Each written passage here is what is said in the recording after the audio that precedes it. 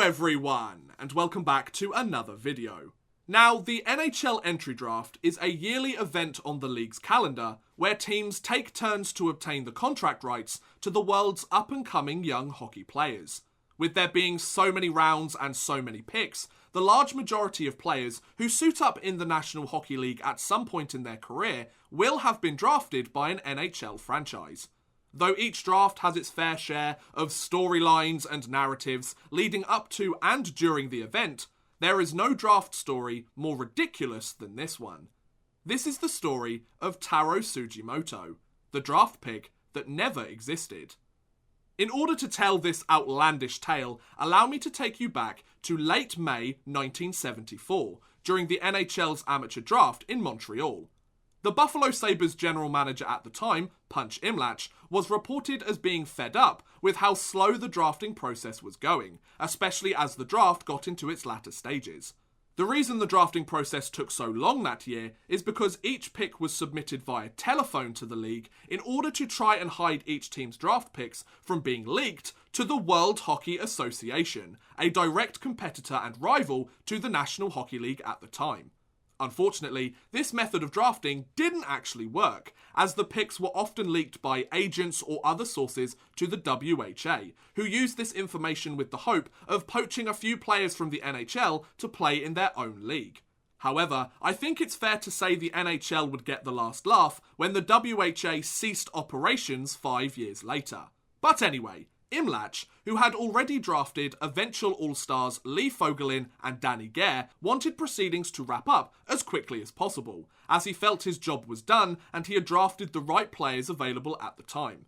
However, Imlach began to get more and more irritated with the speed of the proceedings, or lack thereof, as the draft entered its 11th round out of 25. To be fair, some of the latter rounds only had 3, 2 or even 1 pick, but still, that's a lot of drafting to get through. Instead of sitting there patiently and waiting for the draft to end, Imlach chose to pass the time and cheer himself up a little bit by devising a little prank.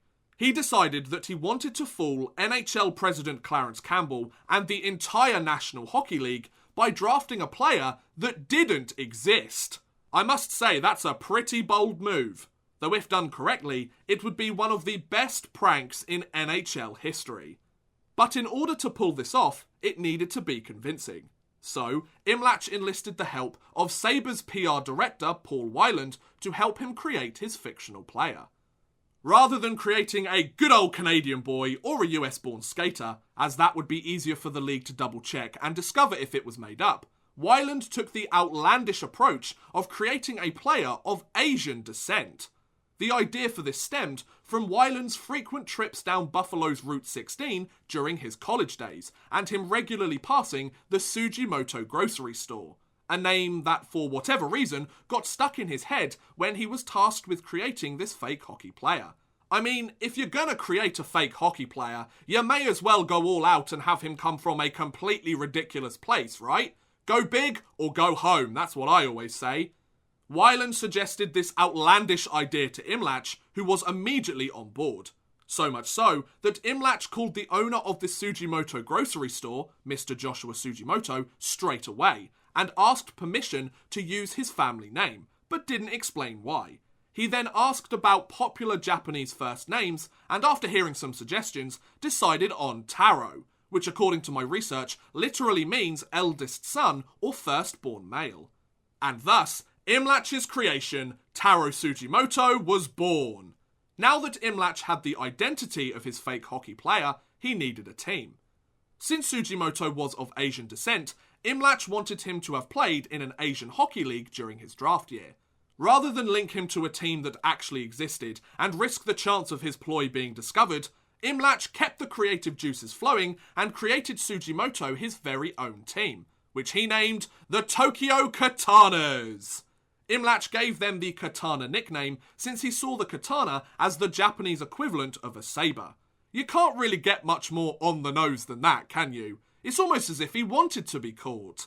Coincidentally, Tokyo would actually receive a team in the Japanese Ice Hockey League after a team based in Kokudo moved there in 1984, and that very same team would provide the National Hockey League with the first Japanese player to play in the NHL, named Yutaka Fukufuji, a goaltender who played 4 games with the Los Angeles Kings during the 06-07 season. The hockey gods have a great sense of humour, don't they? With the team created and the player fabricated, the Buffalo Sabres were ready to make their pick. With the 183rd pick in the 11th round of the 1974 NHL Amateur Draft, the Buffalo Sabres selected Taro Tsujimoto of the Tokyo Katanas.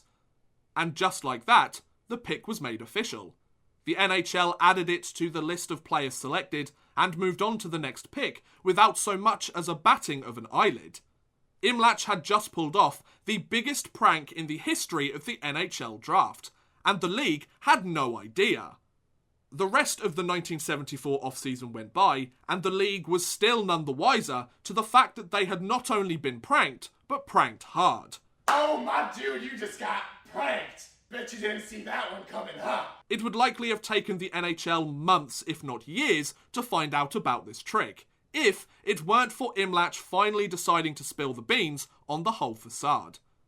Before the start of training camp for the upcoming 74-75 season, fearing he may never get the satisfaction of seeing the look of shock and bewilderment on the league's faces when they discovered his prank, since they all still seemed so oblivious to it, Imlach finally decided to admit to the league that their 11th round pick from Asia was in fact fake. Though this whole story is absolutely hilarious to discuss looking back in hindsight, it's safe to say at the time, the league didn't find this amusing in the slightest. League president Clarence Campbell was furious with Imlach, as Tsujimoto's name had already appeared in several NHL publications, and was reported by hockey media outlets around the league, including the likes of the Hockey News. To tell them that this was all a hoax would bring into question whether the NHL was a serious business for a serious sport, or whether it was just a circus where teams could create and draft fake players willy-nilly like some sort of video game. The NHL had to rectify this problem, and fast. In order to do so, they changed the 183rd pick in its official records from Taro Tsujimoto to invalid claim, whilst sites like hockeyreference.com list the Sabres as having no pick during the 11th round of the draft, and they skip completely over the 183rd pick in their list of Sabres draft picks. However, Tsujimoto is still listed as a fictitious entry in the Buffalo Sabres media guide, and can be seen on the 1974 NHL Amateur Draft Wikipedia page, but his name is crossed out. Though the league did their best to try and bury this prank, they couldn't remove it completely from the minds of fans around the league. And so, the lasting legacy that Taro Tsujimoto left on the Sabres franchise and the NHL in the following seasons, albeit small, is still quite amusing. Tsujimoto quickly became somewhat of an inside joke to Buffalo Sabres fans, who would chant, "We want Taro," when games became one-sided in their opponent's favour for several years after the 1974 draft.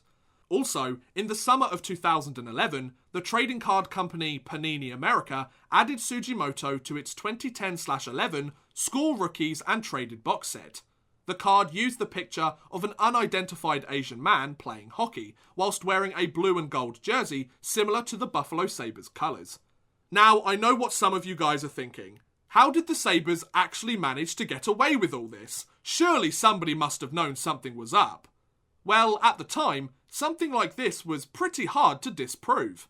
Tsujimoto's selection in the draft came at a time when the league's European and international scouting networks were in their infancy, certainly compared to what they are like today. Up until the early 70s, only North American players were scouted, drafted, and played in the NHL. But the turn of the decade saw Scandinavian players starting to get drafted and enter the league as full-time roster players, something that had never happened before in the history of the league. Whilst the likes of the USSR were certainly off limits, thanks to everybody's favourite almost nuclear apocalypse, the Cold War, it wasn't unusual for teams to be sending scouts to new, potentially untapped hockey markets in the most bizarre of places in order to try and find a diamond in the rough. This is why the legitimacy of Imlach's pick was never brought into question, because teams were now beginning to search all over the globe in the most obscure of places to find hockey's next superstars. the league had no reason to suggest that Tsujimoto wasn't real. As for all they knew, Buffalo may have spent the last year scouting the Asian continent and may have found hockey's next gold mine in Asia. They didn't, but they didn't know that at the time, did they? Also, the dude was an 11th round pick, so even if he was discovered to be fake, the other general managers in the league probably wouldn't have cared that much. If anything, that's one less chance for the Buffalo Sabres to pick a player that their respective team wanted to draft. After all, two-time Cup champion Dave Lumley and four-time Cup champion Stefan Persson were both selected later in the draft after Tsujimoto. So if anything, Imlach actually did the GMs of the league a favour. But even though he admitted to it in the end and faced the consequences of his actions, albeit them very light, Punch Imlach did exactly what he set out to do that day in May 1974. He pulled a prank on Clarence Campbell, fooled the entire National Hockey League, and even created a running joke for his fans while he was at it. Not a bad day at the office, if you ask me. And that's the story of the NHL draft pick that never even existed. What do you think about the tale of Taro Tsujimoto? Is it good, bad, or do you wish that the guy actually existed? I know I do.